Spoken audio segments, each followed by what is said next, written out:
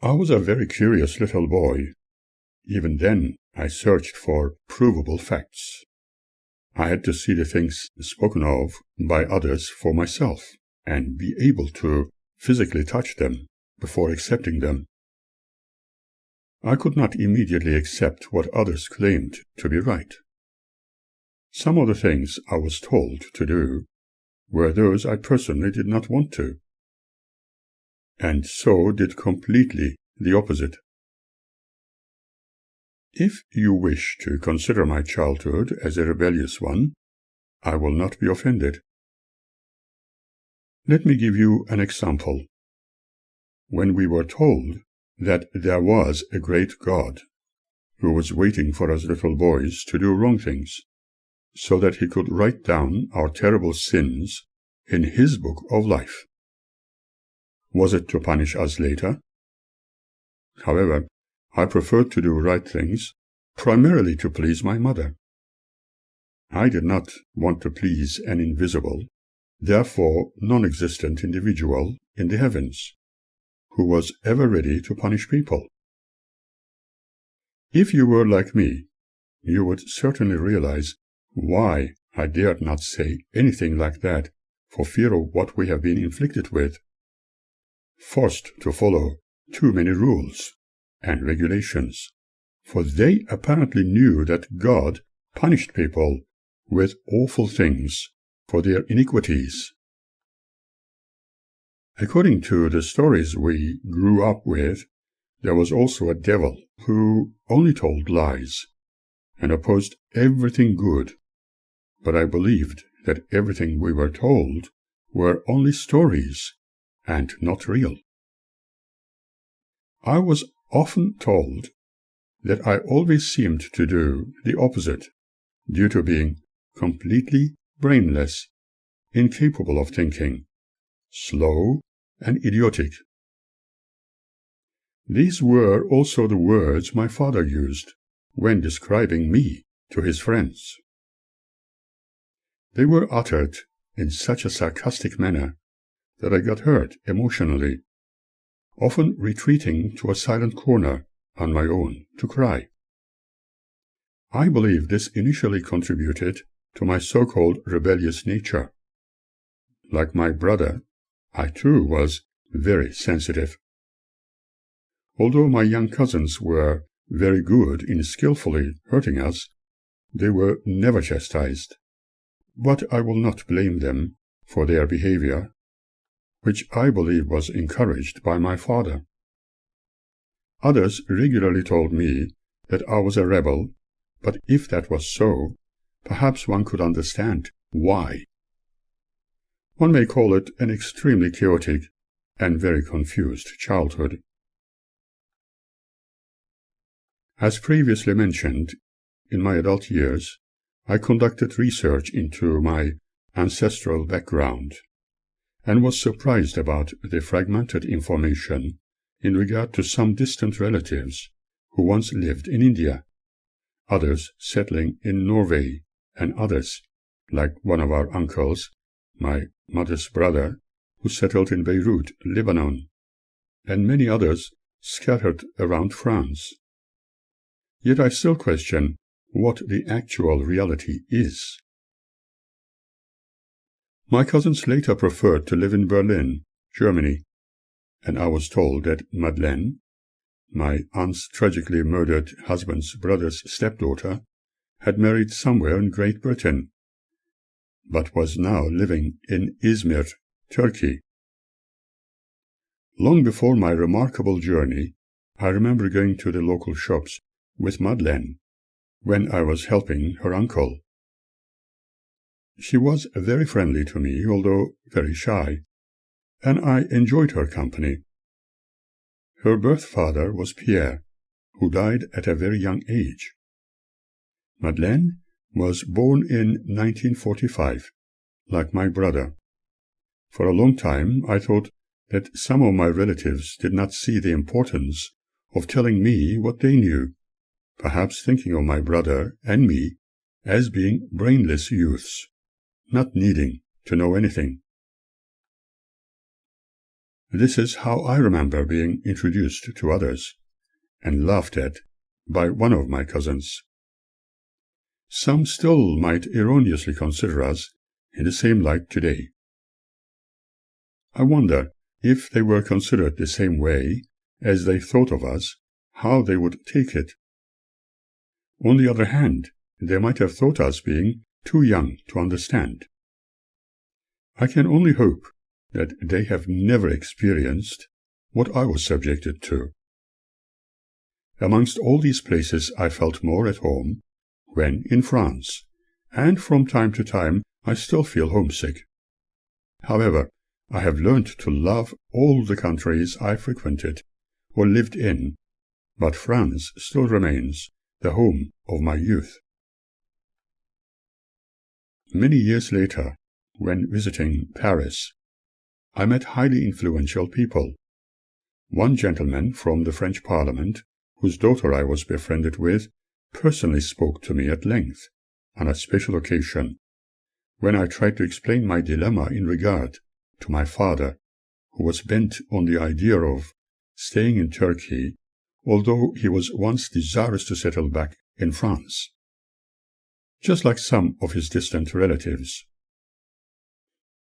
I can never forget my father's watery eyes when he uttered the words, "Help me, son, help me to get back to where we can live a life without fear," confusing me further.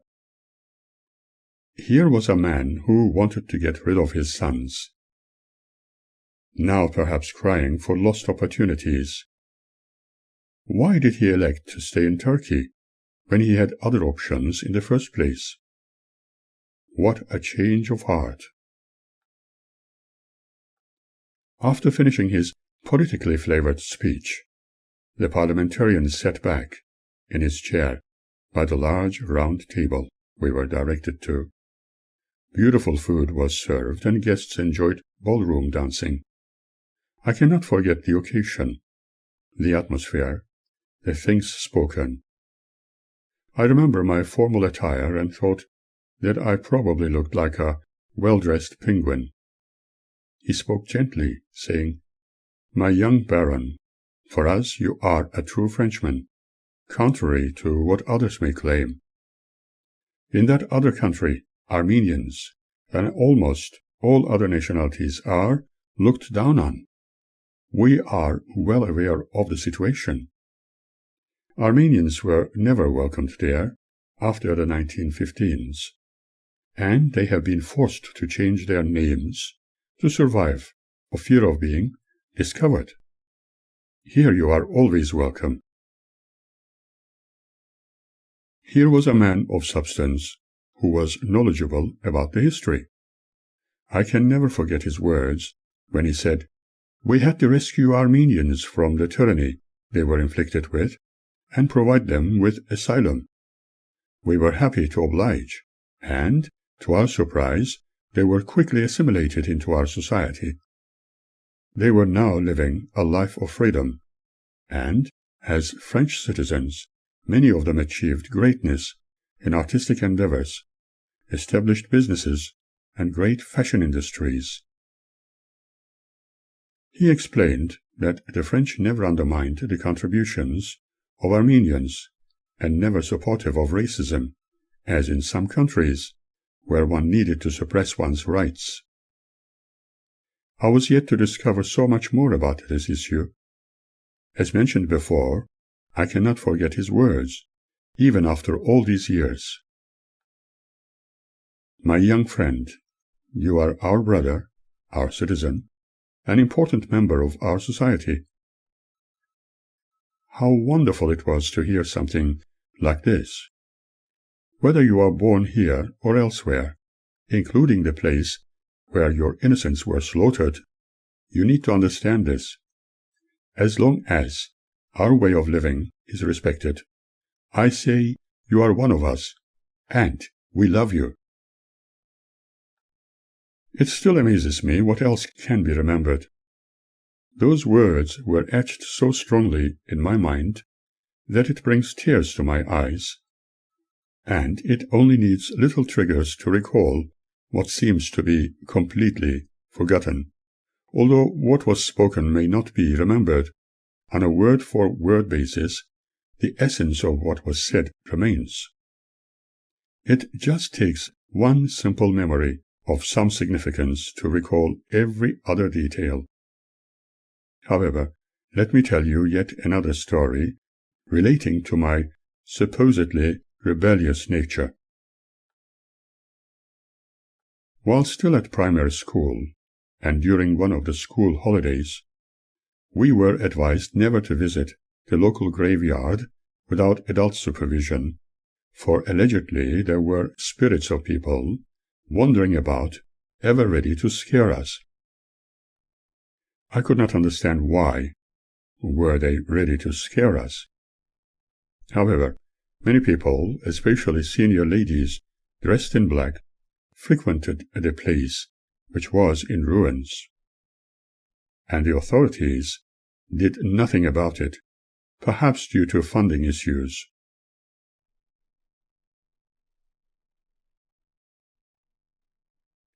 There was an elderly, very thin, and tall gentleman who looked after that place. People used to burn candles and offer prayers there, although they were not necessarily related to those buried therein, just hoping that by doing what they did traditionally on a daily basis, they would receive the blessings of those resting in peace and the assistance of angels. One assumes that they had many reasons, as they all spoke of the same things, to find some relief to their problems, be it marital, financial, or health.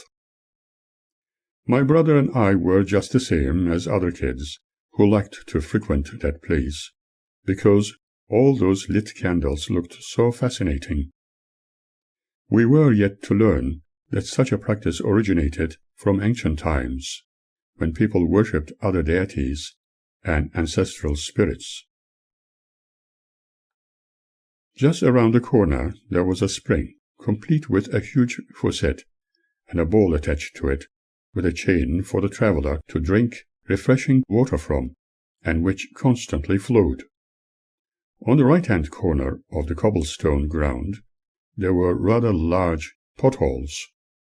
One of them was the deepest, darkest, and most unusual. One evening I noticed a brilliant purple incandescent light flashing slowly at regular intervals, and thought perhaps some people were repairing the road surface. I was fascinated with the idea and wanted to watch people at work. Later, when frequenting the place with my brother, nothing could be seen, and that hall was pitch black. Was I perhaps dreaming whilst awake? When we mentioned it to our mother and a few other adults, they all strictly advised us that there may be some devils, jinns, or other undesirables, and we should never go there alone. We were strictly instructed not to visit that place for fear of possible harm, but I doubted if my mother really believed the stories. Like my brother, and having a very rebellious spirit, I had to go and investigate the source of those lights sometime soon. I was not willing to disturb the spirits of the dead, but as soon as I had the opportunity, I went there, unafraid. I wanted to know who or what those devils looked like, if it was true. When frequenting the area in question, I did not experience anything other than just total calm, and there were no devils or other people coming out of the ground, although on arrival I experienced little shivers down my neck, remembering what we have been warned about. There was nothing to worry, and I thought maybe I should visit this place again in a different time. My fears subsided. I was very relaxed with it. Others kept advising me not to go to that hole in the ground, as they suspected that, although, according to the news, a few young kids had disappeared recently. Who knew, perhaps the jinns may have abducted them. For me to be taken away would not present any problem, as I wanted to escape from my father's. However, thinking of my mother made me consider otherwise. I remembered their advice about visiting the place with adult supervision being a better choice, but they probably had no understanding and certainly no feeling about what a little boy was interested in. My mother was busy, and the cousins could only laugh at me, considering me somewhat lacking in intelligence. My friends were uninterested, and my brother was the only person I could talk to about these matters. But he was too young and busy with his homework. Even when I wanted to go there with somebody else, I was strictly advised to pray to God to send His holy angels for protection against any ill fate. However, even at that young age, those kinds of practices or superstitions seemed to be simple and unintelligent. I decided to go alone, despite all the warnings about some very strange-looking creatures taking people away, for it did not make any sense. Obviously, the stories told to us children were to protect us from possible harm. However, I felt that if I was to disappear, it would please my father immensely. I kept visiting those holes in the ground, sometimes extending a tiny stick I was carrying, and sometimes putting my hands in them directly to feel the cool breeze inside.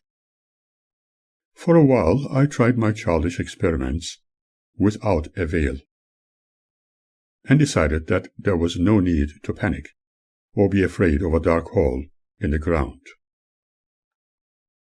I was disillusioned, but still keenly interested in meeting those jinns. The idea was fascinating, and finding out where they came from and why they were there was supreme. I wanted to know why people were so afraid of them.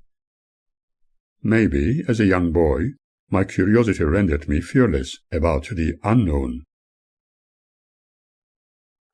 One day, when walking home from school, I again noticed the eerie, purple, pulsating light emanating from one of those holes.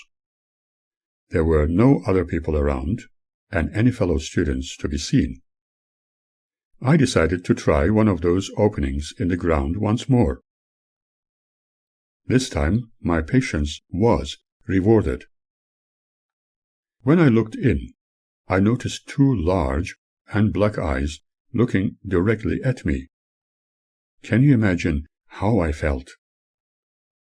At first I could not believe what I saw, and was in awe.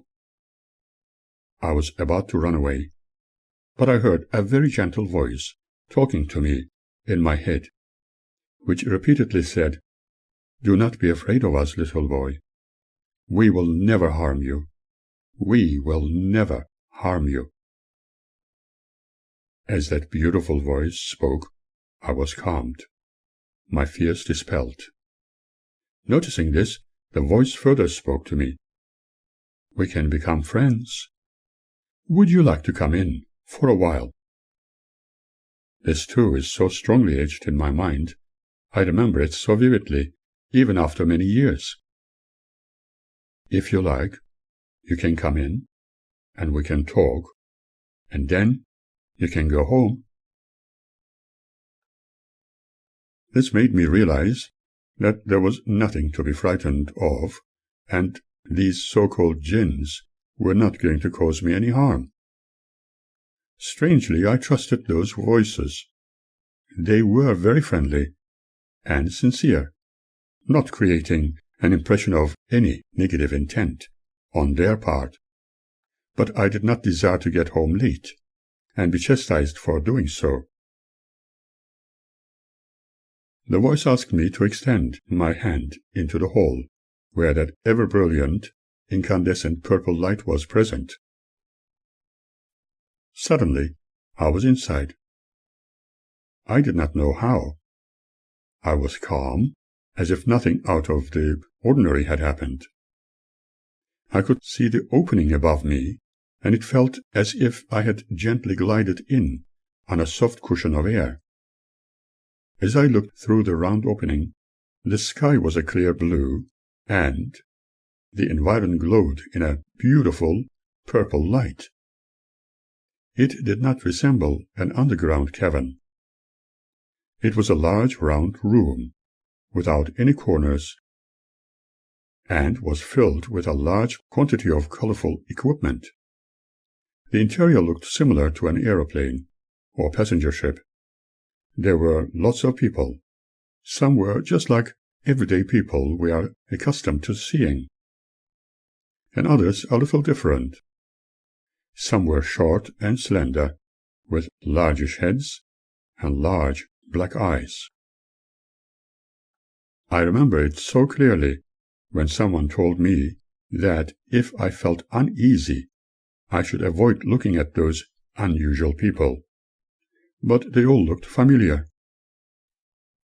They seemed unable to smile, and their mouths were tiny, yet one could hear them talk, even laugh, within one's head. They were all very friendly with each other, greeting me happily, introducing themselves as if we were brothers and sisters. They did not present any nationality or religious ideal, as I later understood, when I became more mature, but even then I knew I was amongst friends.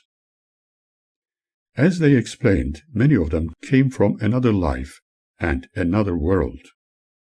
The younger ones wanted me to spend more time with them, and were keen to show me some interesting things. I was fascinated, and still in disbelief. They showed me video monitors, which displayed color 3D images, and explained that they were yet to be made available in our world. I had never seen anything like them before, and yet they looked so familiar. All the big screen films we have seen in the cinemas were mainly in black and white, with the exception that some were tinted orange, green, blue, and red in parts. From that moment on, I became keenly interested in creating my own shows in the garage, which was part of the backyard, showing them to friends for a fee and payment system I created. They were to pay me with soft drink bottle tops, or seals. My shows comprised of rolls of comic strips cut out of newspapers through a small screen. I advised my friends that soon they were going to see images relating to the sounds they had been listening to on the radio. However, let me take you back to my newly discovered friends from different worlds, when I met them for the very first time. They showed and told me a lot of things, explaining that there were very distant dwellings outside this world of ours, and were willing to help us learn and improve. They told me that one day I would understand these things better, and they were going to meet me often later in life, and remarked that I was a very brave boy. It felt that I knew them from long time ago, but I was to remain curious for a while. Subsequently, I was to meet them further from time to time. A little later, they displayed images of the moon at a very close proximity, and other worlds around our sun. It felt as if I was taken there, and was stunned at how correct those images proved to be when humans landed on the moon and took astronomy-related photographs years later. Even the images of nearby galaxies and star clusters, which they showed me, were perfectly and wonderfully represented, as I was to discover many years into the future. Admittedly, everything I was shown in that instance looked so familiar. They explained a number of issues relating to my future. You are going to be a leader and a shepherd unto others.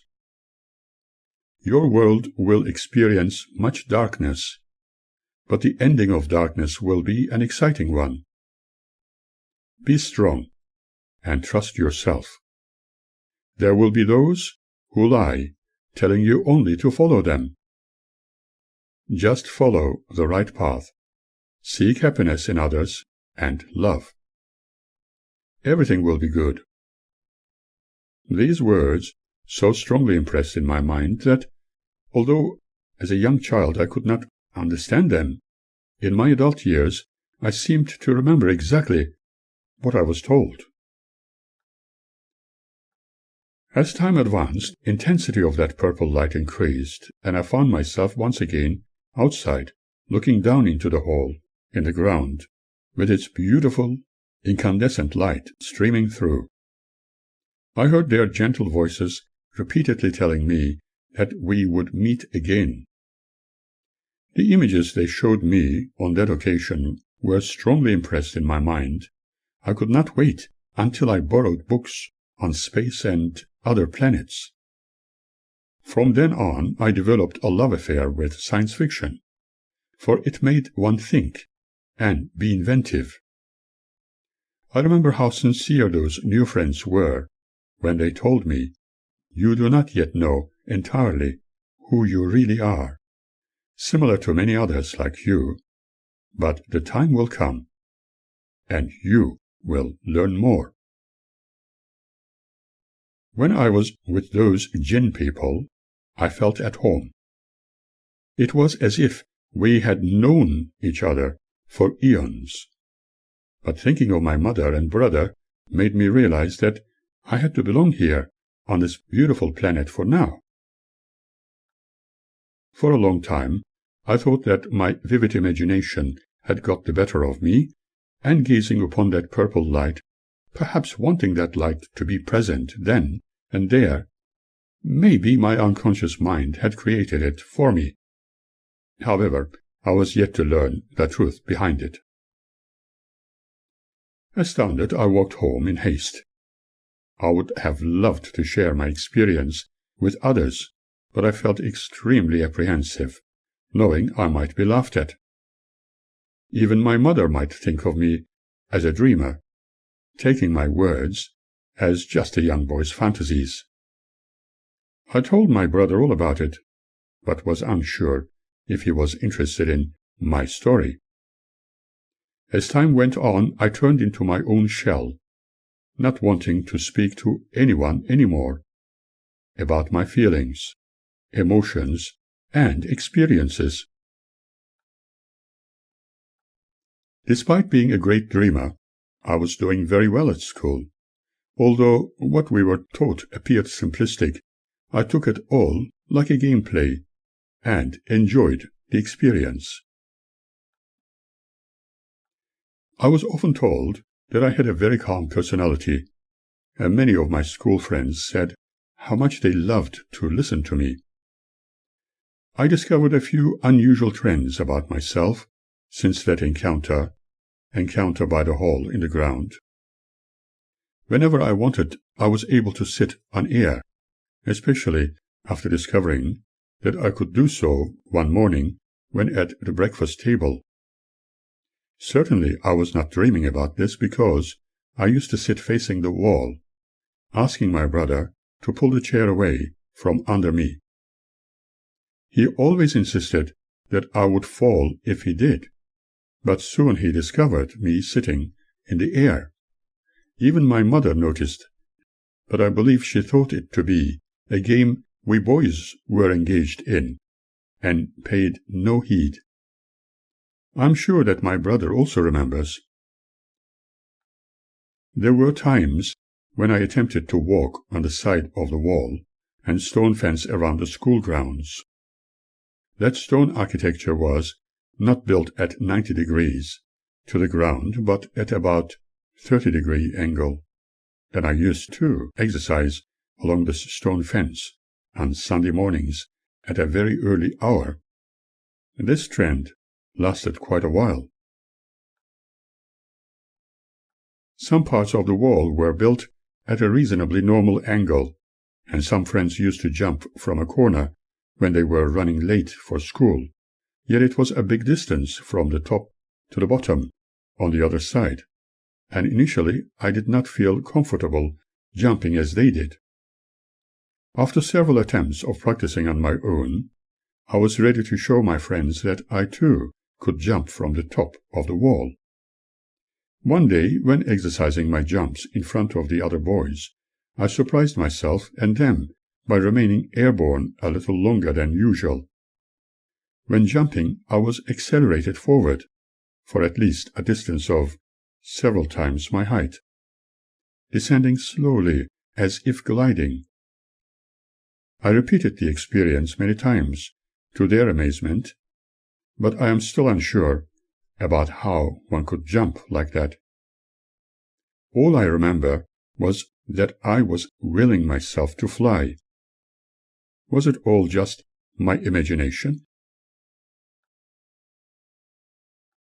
On the other hand, I found that by putting my hands on things, animals or people, I could make them better. I could make a variety of devices, including old radio sets, old clocks, or watches work even after they had not worked for a very long time. Discovering this ability, some neighbors used to bring their radios and old gramophones for me to repair. There were also people who sought my advice in finding solutions for their problems, and, as they claimed, my words helped them. I did not realize that this was unusual for an average child, thinking it to be normal, and that everybody was just the same. Much later, I learned that it was a rare ability, although there were many others all around the world like me, and I was not the only one. This thought made me feel more at ease. Was I still dreaming? I loved finding answers to questions for people, in particular adults who often asked. I'm not much different today. Apparently, they liked the responses provided in answer to their queries, and seemingly I was able to help them. In the neighborhood, there was a street worker with suicidal tendencies, and was greatly helped, morally, and perhaps just psychologically, to overcome her fears, after talking to me, the child. She often told my mother all about it. However, for some reason, our cousins insistently painted me as being brainless and incapable of learning anything. I still feel that they were influenced by my father to think that way. Our mother may have taken it as a joke, but their behavior declared otherwise. In addition, they all considered my characteristics as being just childhood fantasies. I had many friends from different places when I was a child, and some were not physically present. I cannot deny this.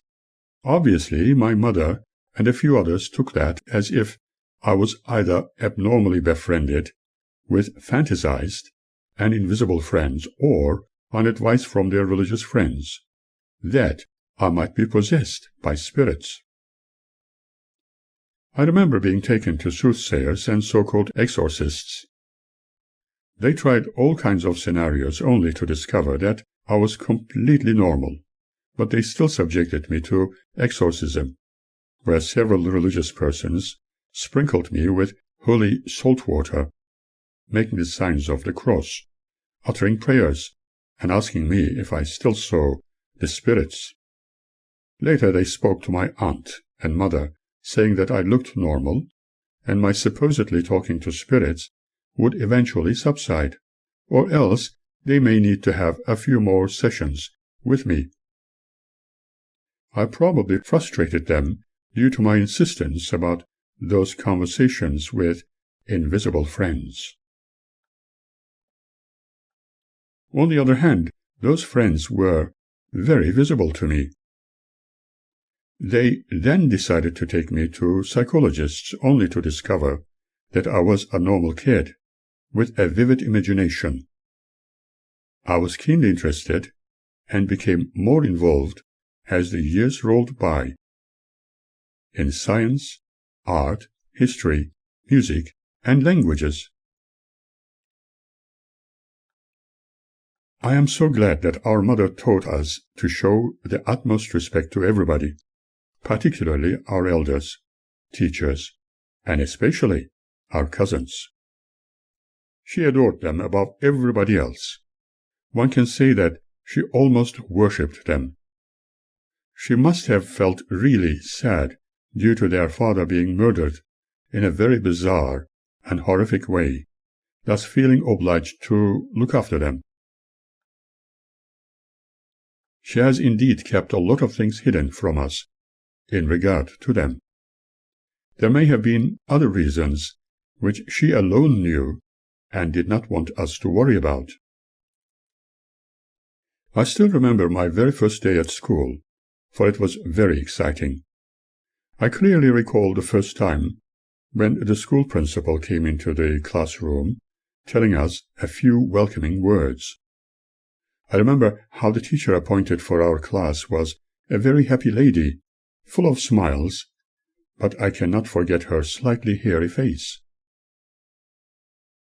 They explained about the times we started to assemble, when we were to have our lunch break, and when to go home.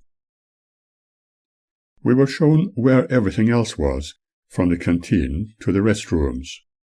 At this point in time, I was not too attentive about the toilets, for I was more interested in everything else, from the teachers to being taught, and meeting my fellow students while making friends. Notebooks, textbooks, pens and pencils, and everything else looked so exciting. It was so new. However, needing to wear uniforms did not appeal to me, and yet our mother designed and created her own styles of attire for my brother and me. For instance, our white starched collars were not just round, straightforward ones, like everybody else.